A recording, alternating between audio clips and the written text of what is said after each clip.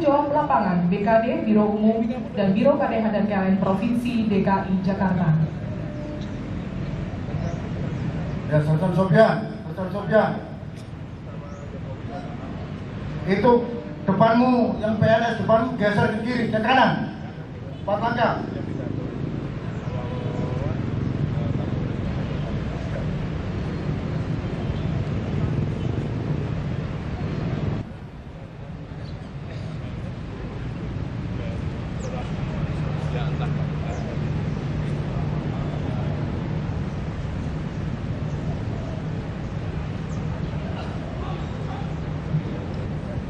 Sofyan, Dinas Perhubungan geser lagi 3 langkah ke kiri.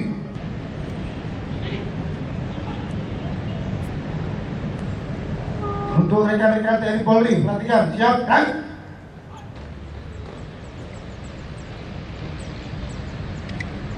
Depan, jalan. Lancar, depan.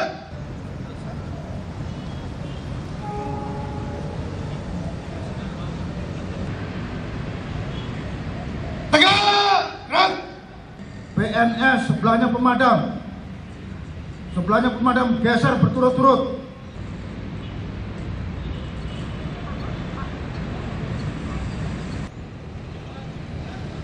Ya, perhatikan seluruhnya. Siap, gerak. Dan kelompok PNS yang nomor 2 yang menghadap saya dari ujung Pak Sofyan, itu geser lagi. Kamu ke sana aja, lari. Nomor 2 dari ujung, jaraknya terlalu jauh. Saya 2 langkah ke depan, jalan. Ya.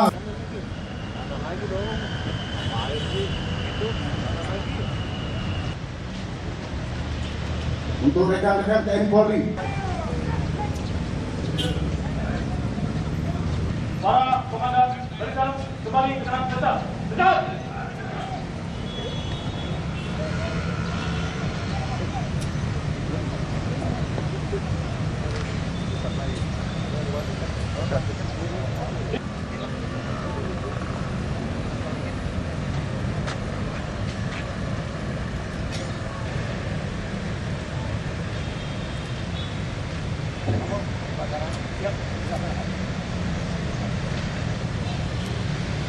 Gubernur Provinsi DKI Jakarta selaku Inspektur Upacara menuju mimbar upacara.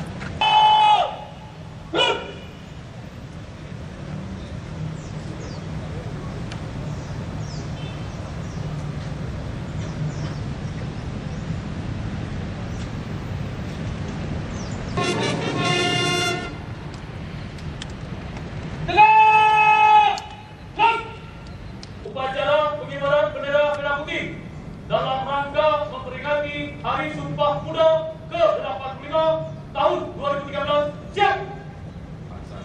Laksanakan!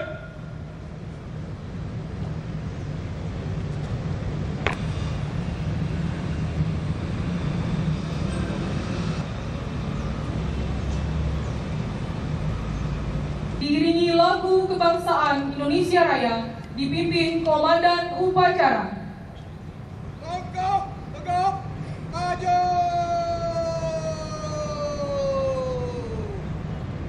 Jalan.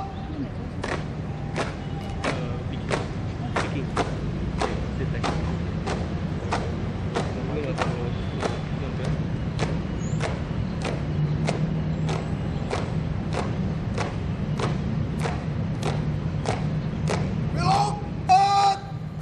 Gerak.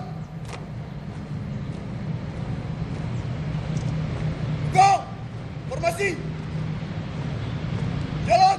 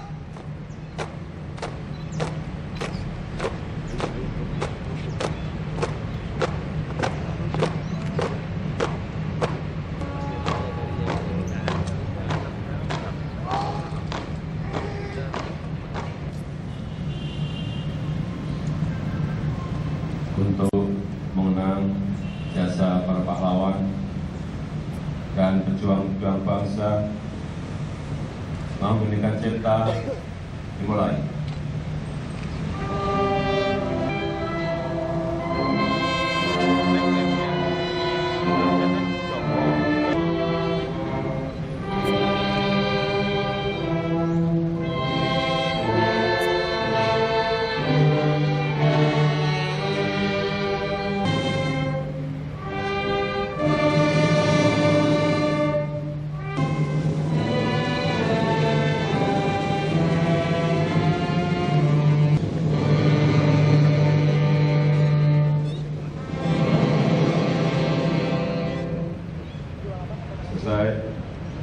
Undangan dipersilakan duduk kembali. Sila diikuti seluruh peserta upacara.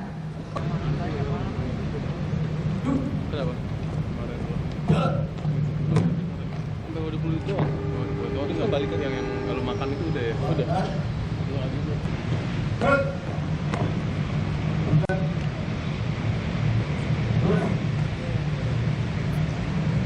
Awal membaca teks Pancasila Undang-Undang Dasar Negara Republik Indonesia tahun 1945 dan Ikrar Pemuda. Siap.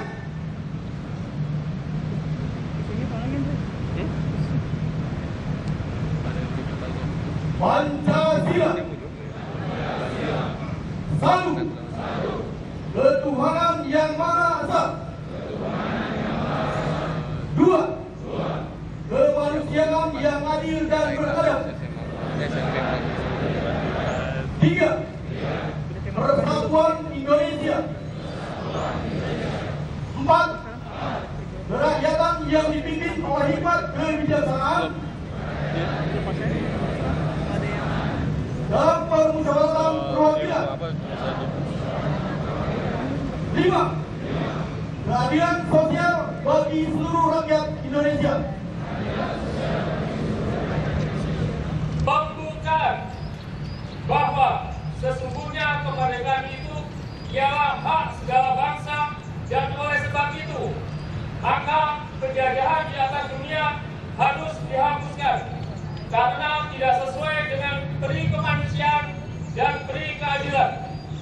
Dan perjuangan pergerakan kemerdekaan Indonesia telah sampailah kepada saat yang berbahagia dengan selamat sentosa mengantarkan rakyat Indonesia ke depan pintu gerbang kemerdekaan negara Indonesia yang merdeka, bersatu, berdaulat, adil dan makmur. Atas berkat rahmat Allah yang Maha Kuasa dan dengan didorongkan oleh keinginan luhur supaya berkehidupan kebangsaan yang bebas, maka rakyat Indonesia menyatakan dengan ini kemerdekaannya.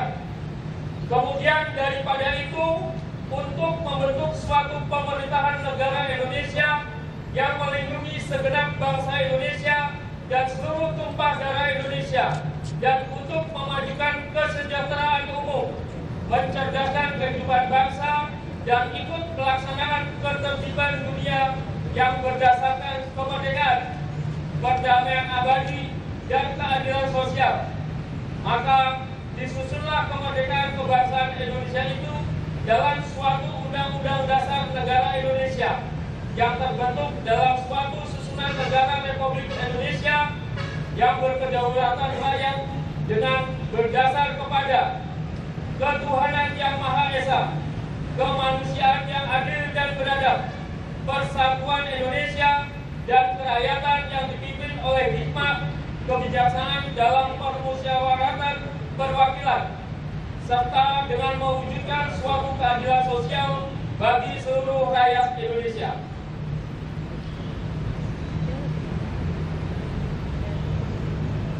Putusan Kongres Pemuda-Pemudi Indonesia. Kerapatan Pemuda-Pemudi Indonesia yang diadakan oleh Perkumpulan Pemuda-Pemudi Indonesia yang berdasarkan kebangsaan dengan namanya Jom Java, Jom Sumatera, Pemuda Sumatera, Pemuda Indonesia, Sekar Rukun, Jom Islamic Pon, Jom Batak Pon, Jom Selebes, Pemuda Kaum Betawi, dan Perhimpunan Pelajar-Pelajar Indonesia membuka rapat pada tanggal 27 sampai 28 Oktober di negeri Jakarta Sesudahnya mendengar pidato-pidato dan pembicaraan yang diadakan di dalam kerapatan tadi, sesudah menimbang segala isi pidato-pidato dan pembicaraan ini, kerapatan lalu mengambil putusan. Pertama, kami putra dan putri Indonesia mengaku bertumpah darah yang satu, tanah Indonesia. Dua, kami putra dan putri Indonesia mengaku berbangsa yang satu, bangsa Indonesia. Ketiga, kami putra dan putri Indonesia menjunjung bahasa persatuan, bahasa Indonesia.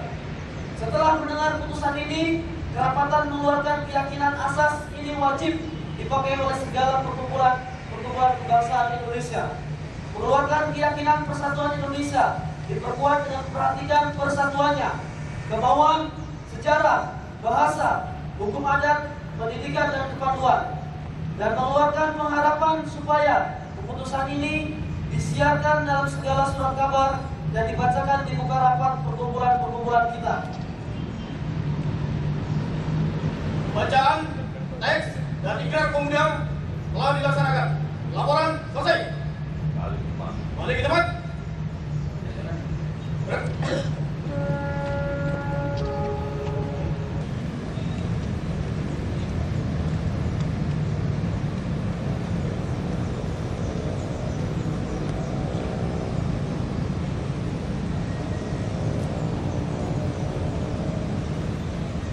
Yang saya hormati Ketua DPRD, yang saya hormati Wakil Gubernur, yang saya hormati anggota Forum Koordinasi Pimpinan Daerah Provinsi DKI Jakarta, yang saya hormati Sekda beserta seluruh pejabat pemerintah Provinsi DKI Jakarta, yang saya hormati pimpinan organisasi kepemudaan, yang saya hormati Ketua Tim Penggerak PKK dan Dharma Wanita Provinsi DKI Jakarta beserta seluruh jajarannya, dan peserta apel dan hadirin yang saya hormati. Assalamualaikum warahmatullahi wabarakatuh. Selamat pagi dan salam sejahtera bagi kita semuanya. Puji dan syukur malah kita panjatkan kehadirat Allah Subhanahu wa Ta'ala, karena atas berkah, rahmat dan hidayahnya kita masih diberi kesempatan untuk memperingati Hari Sumpah Pemuda, hari yang sangat bersejarah dan telah memberikan inspirasi serta motivasi yang besar bagi kemajuan bangsa Indonesia. Melalui peringatan ini kita dapat mengenang tekad pemuda Indonesia saat itu yang mengikrarkan komitmen persatuan dan komitmen kesatuan bangsa, yaitu satu tanah air Indonesia, satu bangsa, bangsa Indonesia, dan satu bahasa, bahasa Indonesia. Peringatan Hari Sumpah Pemuda merupakan momentum sejarah yang sangat penting dalam perjuangan bangsa Indonesia yang dipelopori oleh anak-anak muda pada zamannya. Sumpah Pemuda merupakan momentum yang telah membangun komitmen politik bangsa untuk bersatu dan mengembangkan jiwa nasionalisme di tengah hegemoni kolonialisme penjajah. Momentum sejarah ini penting untuk kembali direnungkan, penting untuk kembali direaktualisasi, agar semangat yang terkandung di dalamnya dapat terus memberikan inspirasi dan motivasi bagi seluruh bangsa ini untuk menggapai kejayaan bangsa di masa depan agar dapat hidup sejajar dengan bangsa-bangsa lain. Secara khusus, momentum peringatan Hari Sumpah Pemuda tahun ini diarahkan untuk menjadi tonggak pembangunan karakter bangsa. Atas dasar semangat itulah, peringatan Hari Sumpah Pemuda tahun ini mengangkat tema mewujudkan pemuda yang santun, cerdas, inspiratif, dan berprestasi. Tema ini secara khusus mengandung pesan bahwa saat ini kita memerlukan figur-figur pemuda yang santun, memerlukan figur-figur pemuda yang cerdas, memerlukan figur-figur pemuda yang inspiratif, dan memerlukan figur-figur pemuda yang berprestasi. Pemuda yang santun adalah pemuda yang memiliki budi pekerti, berakhlak mulia, menghormati yang lebih tua, dan menyayangi yang lebih muda, serta peduli terhadap sesama. Pemuda Indonesia dituntut untuk santun dalam perkataan, pikiran, dan perbuatan. Pemuda yang cerdas adalah pemuda yang memiliki kemampuan inovasi dan kreativitas yang tinggi, yang mampu mengatasi berbagai persoalan yang dihadapinya, yang memiliki kompetensi sehingga akan mampu bertahan dan akan unggul dalam menghadapi persaingan global. Pemuda yang inspiratif adalah pemuda yang mampu memberikan inspirasi bagi pembangunan bangsanya, inspirasi bagi perubahan, dan inspirasi dalam mengembangkan generasi yang unggul dan berdaya saing. Pemuda yang berprestasi adalah pemuda yang senantiasa berorientasi pada kejayaan, berorientasi pada keunggulan, berorientasi pada kegemilangan masa depan.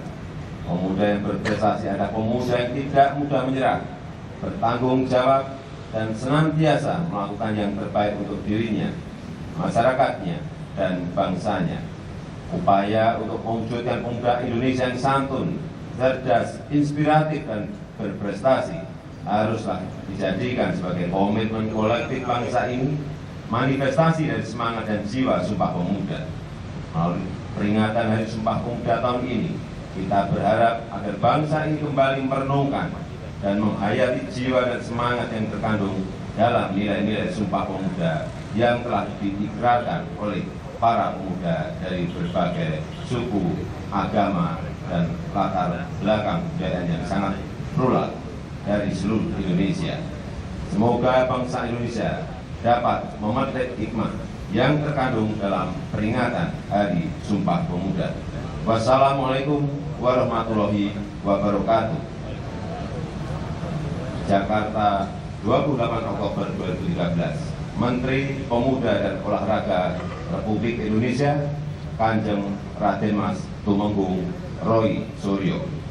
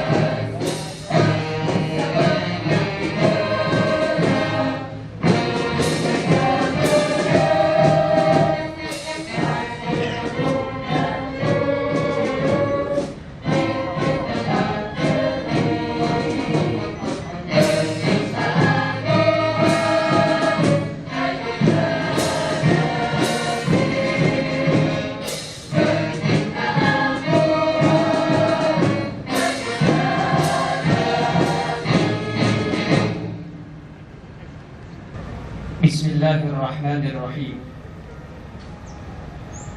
Alhamdulillahi Rabbil Alamin. Wassalatu wassalamu ala ashrafil anbiya wal mursalin Sayyidina wa habibina wa syafi'ina wa maulana Muhammadin wa ala alihi wa sahbihi ajma'in. Izin mujua pada hari ini dalam suasana khidmat kami dengan rahmat, maghfirah, hidayah dan ridhamu merupakan bagian tak terpisahkan dari mata rantai perjuangan panjang bangsa kami. Karuniakan kepada bangsa Indonesia kesadaran dan kearifan bangsa negara tercinta ini. Karuniakan kepada kami generasi pemuda penerus bangsa yang santun, larut dalam kebesaran dan keagunganmu, terbayang berjuang demi kejayaan bangsa.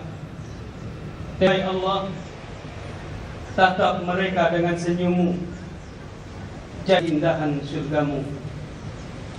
Rabbana. Undangan dimohon berdiri. Bayangkari.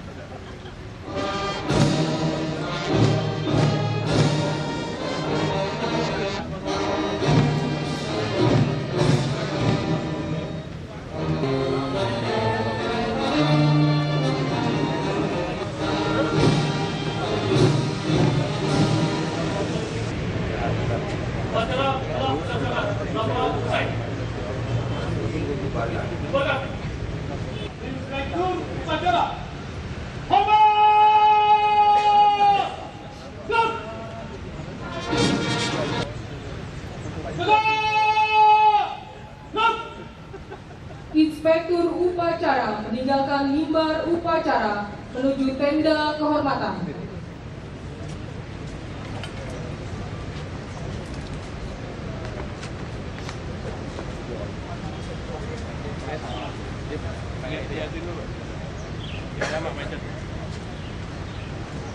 Upacara selesai. Komandan upacara dapat membubarkan peserta upacara. Upacara selesai. Para komandan berdiam selesaikan kerja. Kerja!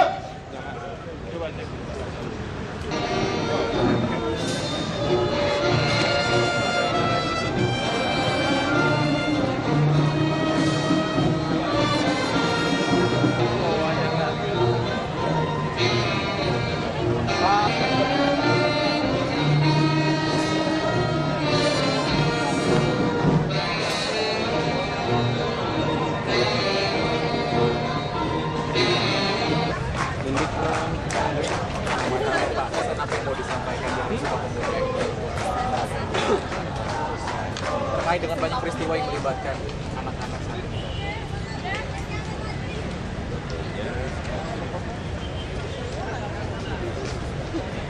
Muda ini mempunyai sekali energi yang sangat besar, kekuatan yang sangat besar. Saya kira hampir 60%.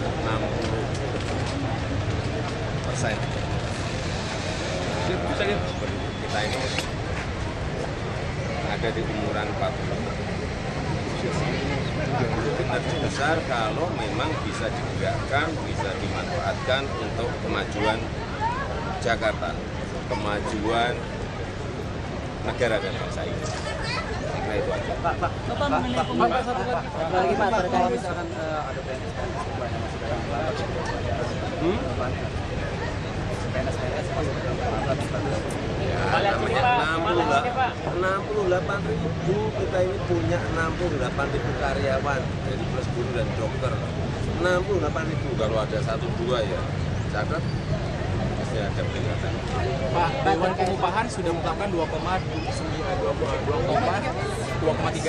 dan akan dibicarakan dengan gubernur. Bagaimana Pak mendengar itu? Belum sampai ke saya. Kalau dari nominal sendiri Bapak setuju? Belum sampai ke saya. Hitungannya seperti apa, kalkulasinya seperti apa, detailnya seperti apa.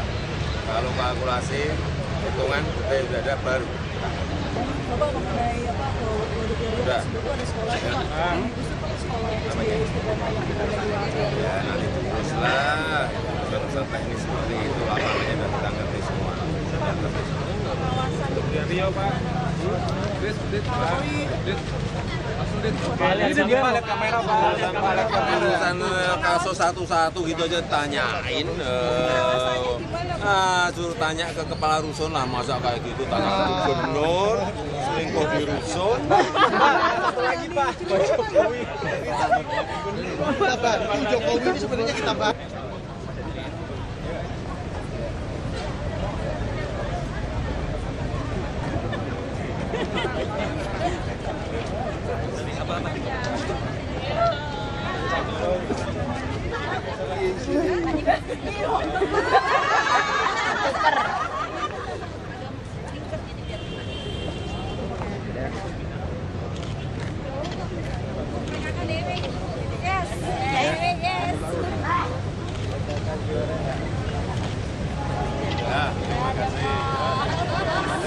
Tuntutan mereka 50% Pak. Iya nggak apa-apa. 80 poin dari Ya nggak guru itu apa-apa. Wong namanya tuntutan, namanya keinginan nggak apa-apa. Tapi kan mesti masuk logika atau tidak. Kira-kira masuk Kita harus logika nggak, melihat eksternalnya eksternal seperti apa, ekonomi Jakarta ini seperti apa, semuanya harus dilihat. Pak, tuntutan buruh sampai 80 poin itu apakah nanti akan dilakukan oleh Yang namanya tuntutan nggak apa-apa, kalau hanya 80 poin, 100 poin pun nggak apa-apa. Tapi bakal Punya nominal sendiri nggak Pak? Nggak ngerti, belum baca satu-satu. Tapi kan awal November ini Pak. Nominal sendiri nggak Pak? Sudah terbayar Namanya? mereka. Loh, jangan keliru lagi loh. Ya, yang namanya UMP itu ditentukan oleh kesepakatan antara Apindo dan pekerja di Dewan Pengupahan. Kalau sudah mereka sepakat, baru disampaikan ke saya. Jangan keliru. Jadi Bapak masih nunggu dari Dewan Pengupahan ya Pak? Sampai detik ini belum dapat. Termasuk yang swasta ya Pak? Bapak setuju berapa Pak kenaikannya Pak? Kok setujunya berapa? Ini tadi lupa lagi. Di Dewan Pengupahan itu dibicarakan antara Apindo dan Serikat Pekerja di Dewan Pengupahan, bukan gubernur. Tapi kalau nanti sudah disampaikan ke saya, baru saya tanda tangan. Jadi termasuk wartawan ya Pak? Yang menentukan bukan gubernur. Pak 2,3 Bapak setuju kalau lihat nominal seperti itu. Cuma nambah 100 Saya nggak ngerti. Belum sampai di meja saya. Kalau nanti sampai di meja saya baru saya lihat. Ada pembahasan pembentukan ini Pak, Badan Otonom Jabodetabek soal transportasi dengan Pak Wapres. Kan sudah lama itu. Sudah bukan setahun 2 tahun. Ya memang penting badan otoritas itu. Nah untuk Jakarta sendiri nanti sumbangsihnya Pak? Apanya? Dulu. Itu artinya dengan otoritas itu akan terjadi kecepatan memutuskan. Tidak harus kesana kesini kesana bolak-balik gitu. Bang Nonone izin. Oke. Sini Pak. Saya cuma mau Pak.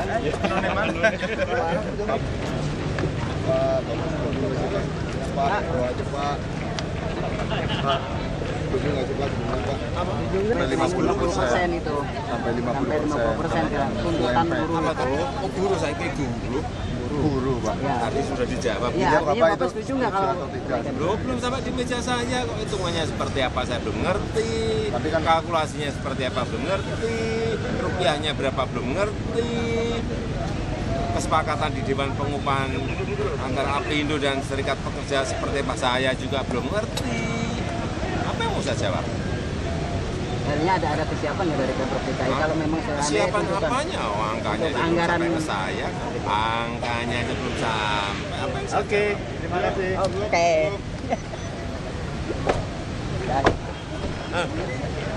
Gitu, Pak.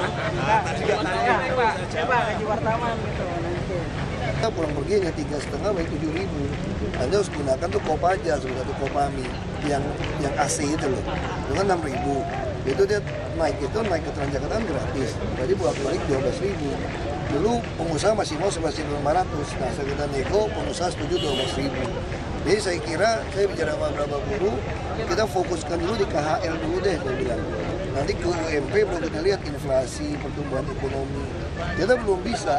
Jadi 1-2 tahun ini, tahun lalu kan baru kita pertama kali bikin. KHL. Lalu kan sebagian buruh menuntut masih naik 50%. Karena kemarin kan 45%. Saya bilang itu ada faktor berbeda. Karena dari tahun 2007 itu selalu putusan KHL itu dibandingkan survei itu selalu di bawah. Jadi bayangkan 2007 sampai 2012 itu ada 5 tahun. Buruh itu selalu diberikan KHL yang di bawah dari survei. Nah ini kan tidak pantas. Nah otomatis karena mengoreksi 5 tahun punya kesalahan, itu yang mengakibatkan KHL kita, UMP kita tuh melonjak sampai 200.000. Karena bukan berarti kita mau melonjak seperti itu, tapi karena memang KHL-nya. Tapi untuk KHL tahun ini, lonjakannya sedikit. KHL itu kan hampir 2 juta, 29 berapa. KHL tahun ini cuma 2,2 sekian, hampir 2,3. Tapi buruh menganggap KHL-nya 2,7 atau 3 juta.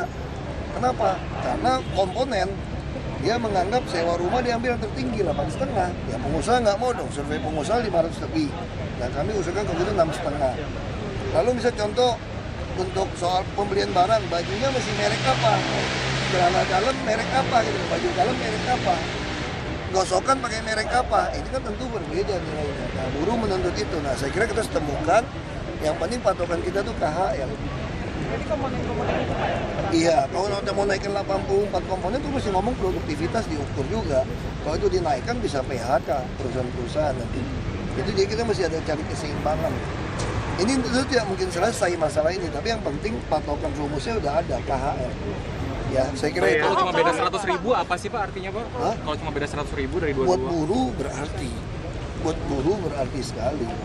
Ya kan buat buruh 50.000 juga berarti. Itu yang kita harus perhatikan. Tapi kan kita juga untuk menjaga supaya jangan sampai daya saing usaha kita juga jatuh. Nah, makanya kita tugas pemerintah untuk menyediakan transportasi murah tadi, perumahan murah, sembako yang terkontrol yang murah. Nah, itu yang mau kita lakukan, termasuk jaminan kesehatan. Kalau itu kita tidak bantu, dunia usaha juga akan ambruk. Kalau ambruk juga pengangguran akan banyak gitu. Nah, ini yang cari keseimbangan. Tapi saya juga tidak setuju kalau orang digaji di bawah KHL. Makanya sempat misalnya pengusaha mengatakan, kami tidak sanggup menggaji orang KHL. Kalau begitu Anda harus pindah ke lokasi yang KHL-nya rendah gitu. Nah, misalnya kita kasih bus yang murah kayak Transjakarta tidak naik. Kita memberikan perumahan, termasuk KJS, KJP. Ini dalam rangka membantu KHL-nya rendah sebetulnya. Itu daya saing bagaimana pemerintah dan buruh dan swasta bekerja sama. Di situ titiknya. Ya, mengenai Sumpah Pemuda juga Pak, banyak kemarin kejadian pemuda-pemuda yang muda-muda justru malah bikin kayak video yang ngatur sila Pak, atau gitu anak sekolah. Kita mesti selidiki, saya pikir ini juga ada pengaruh dari kami yang tua yang munafik sebetulnya. Jadi itu persoalan utama sebetulnya. Ketika kita terlalu banyak munafik menutup diri dengan nilai-nilai agama tapi kelakuan kita jelek, ini akan mempengaruhi anak-anak generasi kita tuh jadi anggap agama itu direcehkan. Itu yang menyedihkan gitu. Nah, saya suka cerita yang paling nakal itu kalau terjadi anak siapa? Anak pendeta bisa nakal kadang-kadang. Kenapa? Kalau dilihat pendetanya itu munafik. Jadi sangat bahaya. Kalau kita jadi pendeta itu kalau dia munafik, ini anaknya bisa bahaya banget. Nah, dia tahu bapaknya ini ngibul gitu loh. Nah mungkin kita juga sama, kalau kita jadi pemimpin, pejabat publik, kita menjual-jual ayat, jual-jual agama, tapi kelakuan kitanya nggak benar, ini akan membuat generasi berikutnya itu nganggap Tuhan itu nggak ada. Dan orang akan takut. Orang bisa mengendalikan diri kan kalau takut akan Tuhan sebetulnya. Kalau nggak betul-betul takut akan Tuhan ya pasti generasi muda ya rusak. Nah mungkin jadi patriot gitu. Cukup ya. Ya makanya itu bisa terjadi di mana saja. Ya kan? Itu yang persoalan bangsa ini. Kita mesti perbaiki. Makanya saya kira harus ada orang jadi showcase, jadi semacam model untuk mempertontonkan bahwa pejabat publik tidak seperti itu, baru bawaannya bisa ikut. Itu aja sih. Pak, generasi muda malah sekarang lebih memilih korupsi, gimana ya Pak? Karena hukumnya tidak pernah ada. Coba kalau ada yang digantung di Monas, takut orang. Jadi harus ada law enforcement, bahasa kampung saya, kampung ini.